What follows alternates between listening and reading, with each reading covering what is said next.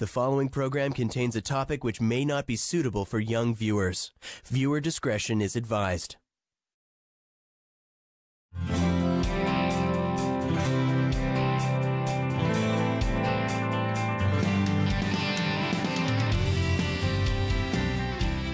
Hi there, welcome to Cannabis Conversations, a weekly program that is designed to cure the many curiosities, clear up some of the misinformation, and with any luck at all, fill in the blanks for missing information about cannabis and its consumption. I'm your host, Green Irene. I'm a cannabis author, educator, coach, and consultant. That being said, in the last couple of weeks, we've been talking about growing your own cannabis. We started off the segment with hydro grow. We followed that up last week with soil grow. This week, joining me in the studio again is our friend Rory from Garden 365 here in Midland. And we're going to talk about seeds and clones. Absolutely. Hi, Rory. Hi. Thanks again for being here. Again. No problem. Much appreciated. All good. You're such a wealth of information, and it's one of the reasons you're the perfect candidate to be here, perfect guest. Well, thank you. So let's talk a little bit about seeds and clones. We're going to start today off with why would someone start with seeds? Let's start seeds. Biggest part with seeds is you're starting out from a fresh start. You're not having existing problems that pre-exist in a mother. Okay. Could be disease, could be a breakdown over time, could be spider mites, anything like that. I was just going to say, what kind of things would cause a breakdown in a mother? Age, root bound, just strain altogether. Okay. When you're getting a clone, do you necessarily know the mother? Do you know? Well, we'll get to clones after. Let's stick with seeds at the moment. So with seeds, that's one of the benefits is you know that you're starting with a good quality right off the start. Yep. Okay. So that's one of the reasons why you'd start with seeds. Where would you get these seeds? In the end, you'd have to go through an LP or any form of the government that's going to be available very soon. I believe they're going to be doing the ordering online as well as... Okay. Well, in this respect, and one of the reasons why I asked you where to get them, you know what, all seeds you can get all kinds of things online right now. That doesn't make it legal. No. But I'm thinking more along the lines of for the medicinal user who's thinking about growing and doesn't want to necessarily go through all the paperwork or all the time and energy invested in obtaining a grow license until they've at least tried it. So given the right or the ability, the legality to actually grow up to 4 plants, let's look at it from a medicinal perspective.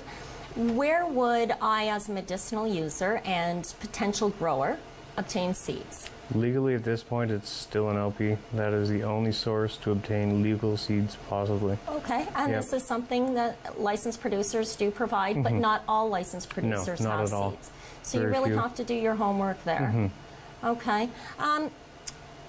What's the ease of growing with seed, starting with seed?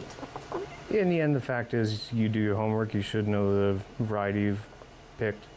If you do your homework, you can find out a lot of things, different pH levels, more requirements as far as what they like. Is it very challenging though? Like, I mean, realistically, is it like growing a tomato?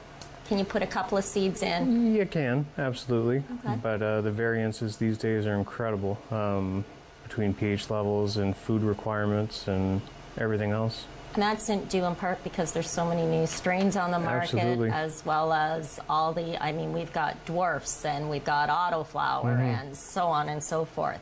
So yeah, okay. So what would you say are some of the tips for purchasing seeds? So I'm a medical user. I'm going to contact one of the licensed producers that provide seeds, and I'm going to request a package.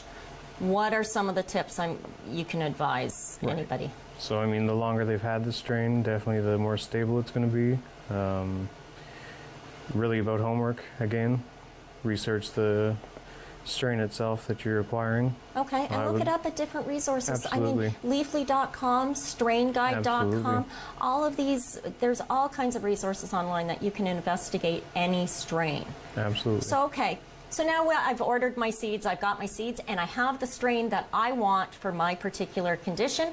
Let's get these seeds started. What's the steps? I've got a package of seeds. Tell me what I do next. So in the beginning, you're going to be using a mason jar or any type of vessel, at which point you're going to put the seeds into pH or at least treated water, not tap water containing the chlorine and fluoride that might be in it. Okay, what about well water? Well water? Yeah. And again, you want to pH it at least to make sure it's... Now, by pH it, what you're referring to is those little strips that we had for the pools even. They work, and they tell us what the pH level of that water is. Yep. Okay. Now, do we want a high pH, a low pH, a balanced pH? What's our pH number? Neutral or slightly lower, so 7 down to maybe 5.88. Okay. Somewhere around that area. So we've got water, mason jar, seeds. My water's good. Check the pH. What's next? At that point, you're going to give them a poke in hopes that they just sink right off the hop. If they don't, it's not the end of the world. Chances are by the next morning they will be. You want to give them up to about 18 hours to sink. Okay. At which point you're going to be transferring them from the water to a plate with some paper towel. At that point, placing the seeds on it, separate paper towel on top and keeping it moist. More of a dark but airy area. You don't want to put them in a cupboard or somewhere where there's no airflow and certainly not too much heat. Okay. At which point, continue that for a couple days, looking every once in a while, not allowing them to dry out whatsoever. Okay. Overwatering is also a problem, so you really got to keep a balance of just damp. And this is ultimately to get those beautiful little tails that we want to crack out of the seed. Yep. Okay, now out of curiosity, should we put it in the paper towel first, or can we go straight to something like one of the plugs? People do. Or pods or starter cubes, those sorts of things. But you're recommending we stay between the paper towel and do it the old-fashioned way. Yeah. Crack those seeds. I mean, technically there's the round plugs now that have a slit in them, so you can actually open and inspect what's happening as you're doing it. Whereas the opposite direction, you may damage the root upon trying to place them in the rockwool cube. Okay. Rockwool themselves is actually a spun glass, at which point there may be sharp shards in there and all kinds of things. Snap those little tails of the seeds. Or they really are delicate at that stage for sure. So get them started between the paper towel. The tail has released. The seeds open. How long should that tail be before we put it into our growing medium? At least 1.5 centimeters, closer to an inch would be fine. Some people are taking it as far as waiting till the first set of leaves come out and the actual shell leaves. Really? Yeah. Okay. Yep, I myself not experienced in that, but to hear about it is neat. Okay, yeah, it's kind of cool. And I mean, there's so many gardeners, and gardening is working with the plants. Even the things we say will be challenged on a absolutely. Of course, because everybody has their own unique way of doing it. We all have our own little green thumbs, tips, and tricks. So now we've got this. We've put it into a rock or into whatever growing medium. So if we're doing hydro, we've put it into rockwool or Yep, you could put it into the pellets immediately. It's pretty much your only form at that point for hydroponic for sure. Okay, and now if we're going to soil, where would we go? Right, so you could use peat pucks. Cubes work as well. From there, there's rapid rooters, which is... Rapid rooters is my favorite. Yeah, so they in the end are mostly made of wood. They're pre-moisturized.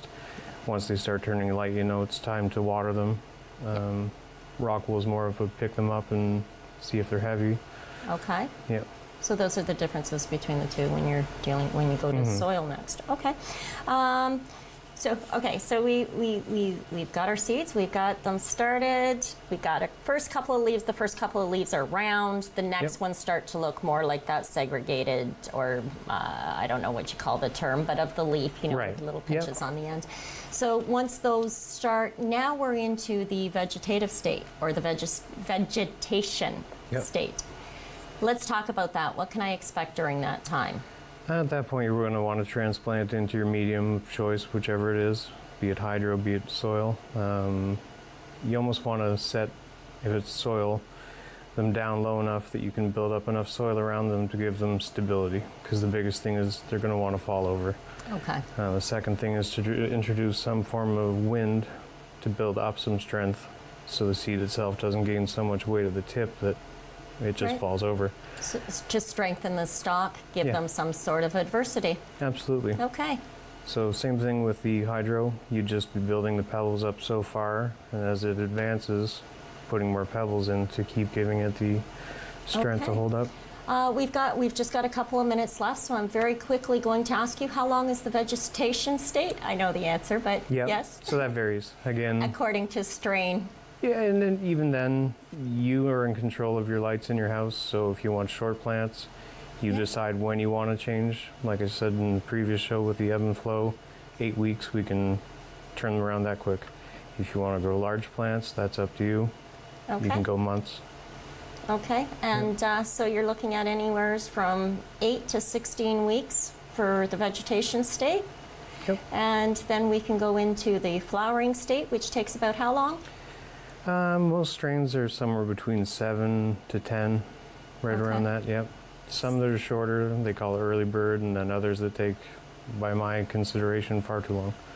11, 12 weeks, so yeah. So that's the flowering state, and then from flowering we go to harvest, which requires, this is a very precarious time for most gardeners, knowing when to harvest. Yep.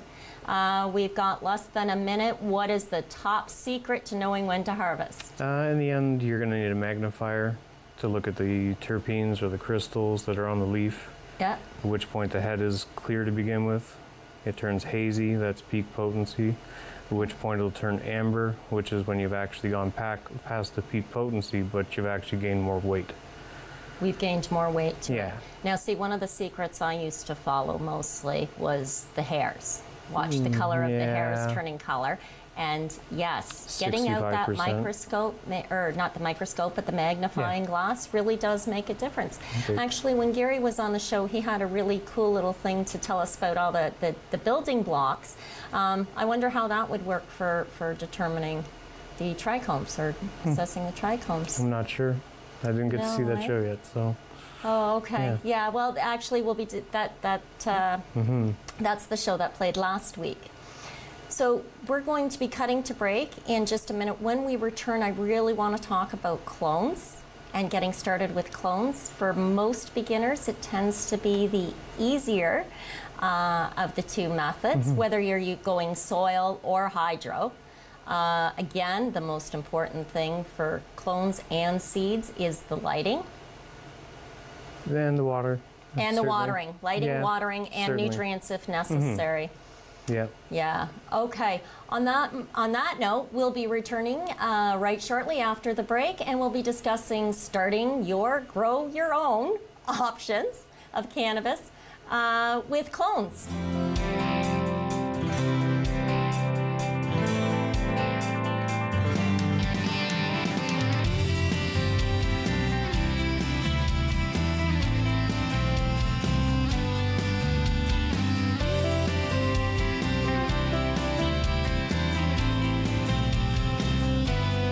The following program contains a topic which may not be suitable for young viewers.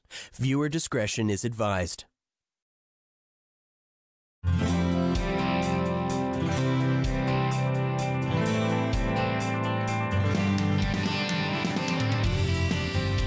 Hi there. Welcome back to Cannabis Conversations. Joining me in the studio today is Rory Kyle from Garden 365. Before the break, we were talking about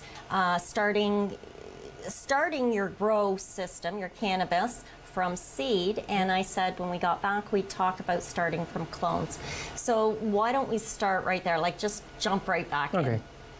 So in the end with clones, again, if we're looking at, depending on 4 plants or whichever it is. Well, that's the legal amount with or without a license. Right. So at which point, like you're saying, for someone who wants to start without necessarily going through the licensing process just to find out. Yeah, just to find out whether or not they can grow. So you're down to 3 plants technically because you need a mother plant. So at that point, if you're starting from clone, you're taking on what could be problems from the initial mother, be it the mother's older. As time goes by, they tend to degenerate. They can only reproduce so many times. So many times, yeah. Okay, fair enough. Again, Plants and humans are a lot alike. Again, inherent disease, mites, bugs, anything like that may also be passed on or will be. They're that close, you can't. Okay. Yeah, if the mother's got it, the clones are going to. Essentially, that's it. If you clone something, you're getting... You're getting whatever... Right. Okay. So clones are they're faster, they take less time to start because you're skipping the whole process. It's just a matter of rooting them, which 6 to 10 days is quite possible. I'm not sure if you'll know the answer to this question. For a patient, do I have to have a special license to obtain clones from a licensed producer without a grow license, given how the laws are changing? Currently, it's all up in the air until October 10th when the definitions will really come out. Okay. But at this point, technically you need your license to get a clone from a legitimate source. Now, I mean a grow license, but if I have a prescription, can I get a clone? Currently, not legally, no. No. Okay. Okay. So this is someone who already has a grow license or something along those lines, or to be able to have your own mother so you know what you're dealing with. Correct. Okay. So maybe your first round, start with seeds, find the plant you love the most and keep her to be your mom. That is the key. Clone her for your next batch next year. Yep. Okay, after you harvest your first batch. Okay, so sorry, I didn't mean to interrupt you. It was just... No, essentially back to seeds for a second. It's just that when you do get seeds, you can sprout them and decide which of the ones, because they're never all the same. No. At which point you may find a favorite, and that's the one you keep to be your mother. Okay. Whereas when you get a clone, you got what you got. Okay, and that's it. Now, can you turn a clone into a mother? Absolutely. Yep. Okay. All right. So to make sense of what we're discussing, I'm going to ask you right at this moment to define how to create a clone and what a clone is. Okay. So essentially a clone is making a mini version of the mother, at which point you want to go down, the nodes are considered between the leaves. So you want to go down about 4 to 5, remove the bottom 3, leave only 2, up to 3 maybe, leaving enough stalk out with a 45-degree cut. Okay. You can actually take the 45-degree cut and give it a second one, so it has more uptake of your rooting powder or rooting gel. Many people use both, so it's a matter of going from the gel to the powder. And these are chemical solutions to get this plant to root. They are. There are also natural solutions, and a quick search on Google will tell you things like woodrow, honey, deriving a powder from the willow tree. All of these are great rooting solutions, and they're natural. But there are also chemical constituents on the market. So, sorry, moving on. In the end, you want to have your cubes ready. If it's cubes you're using, the rapid rooters, as you know, are already pre-moistened, ready to go. Yep. If you're heading into soil, same situation, just prepare your soil, at which point placing the plant, I preferably choose the size of container I want it to end in. Okay. I don't like... Good tip. Yeah, the stress factor. There's root pruning as you transplant. You can transfer from one bucket to another, cutting the roots, but... My grandfather used to call it trespassing the plants. Very good. And you know, he was kind of right. Absolutely. And it is. It's damaging and rather invasive to the root system. It's stressful. Okay. So we've started the clones now. We've cut the clones. We've started them in the soil. Well, we've started them in our root base, so either a plug or a rooter. Yep. We've put them, or we've started them right into the pots. And what can we expect? To begin with, it's got to go into the cube or the peat puck, whatnot. At which point you want your irrigation tray followed by a dome to control the humidity. To begin with, the plants aren't feeding from the bottom. When taking a cutting, you want it to go straight into water to avoid air getting into the stem.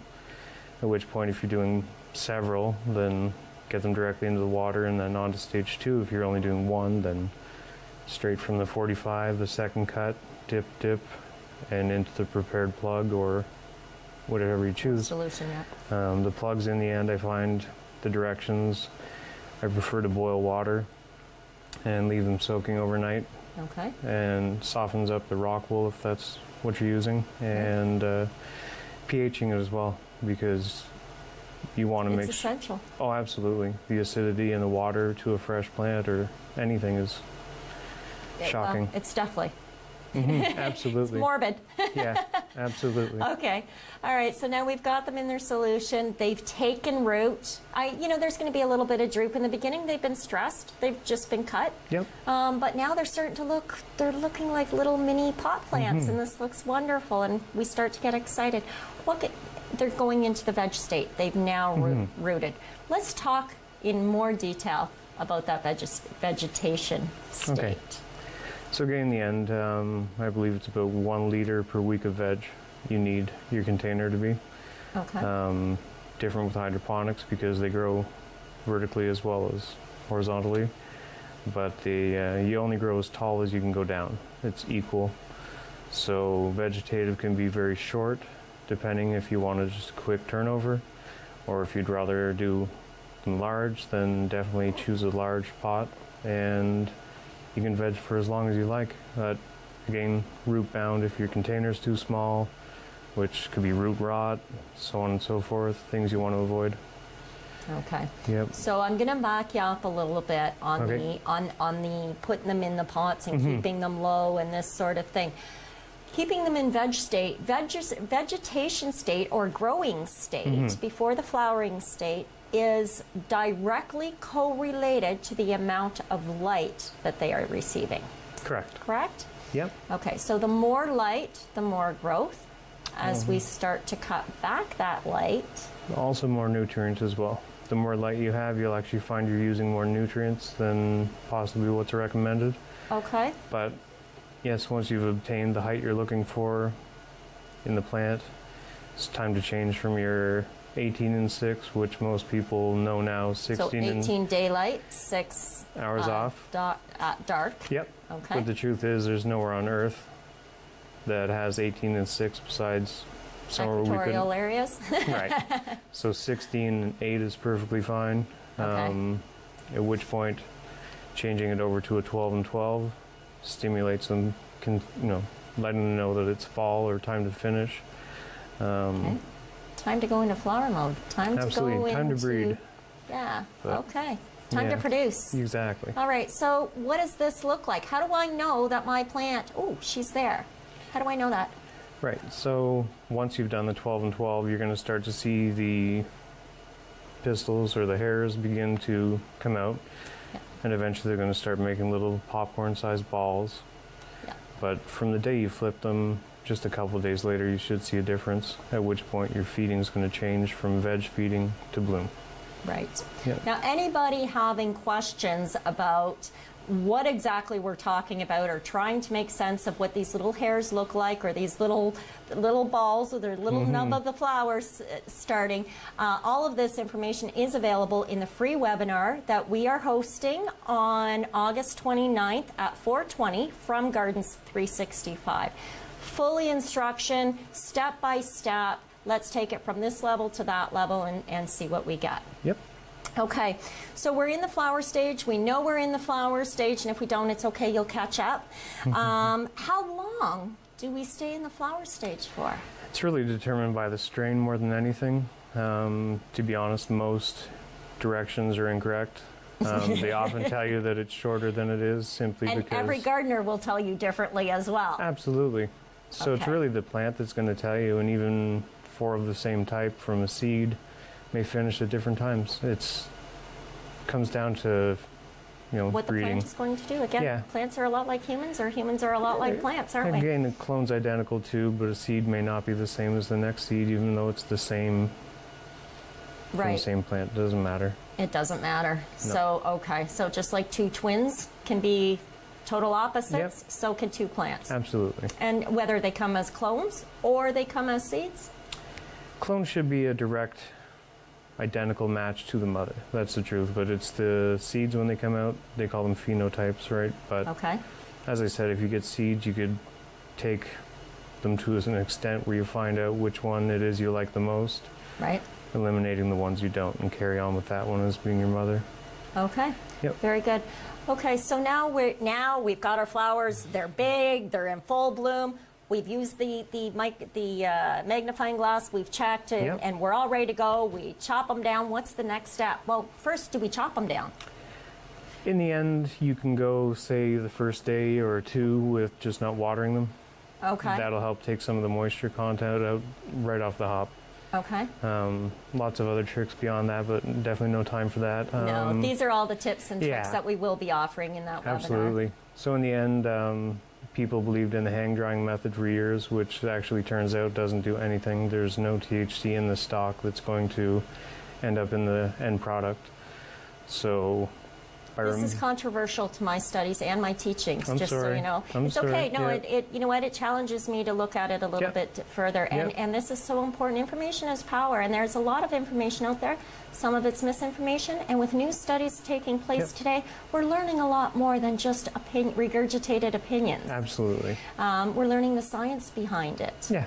So again, it kind of actually comes down to how much space you have, because if you're hanging, it requires more space, whereas if you're taking it directly off the stock, you can get like a hanging net for a drying rack or old window screens or anything. Just put them on the drying rack and dry them up. Okay. And then at what point are they dry enough?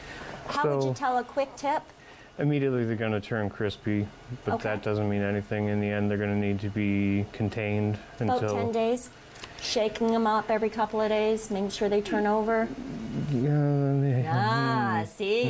is the old-fashioned way of doing it, not the way that we should be doing it. That being said, I really recommend everybody tune into that webinar. It is a free webinar. It's on August 29th at 4:20. You can find more details at greenirene.ca. And as always, our conversation today will be followed up on cannabiscornercafe.ca. On that note, once again, Rory, thank you very much for being here and sharing all of this information. I'm sure viewers are all sitting on their laptops now looking for more. I'm Green Irene saying be happy, get healthy, stay strong. Ciao for now.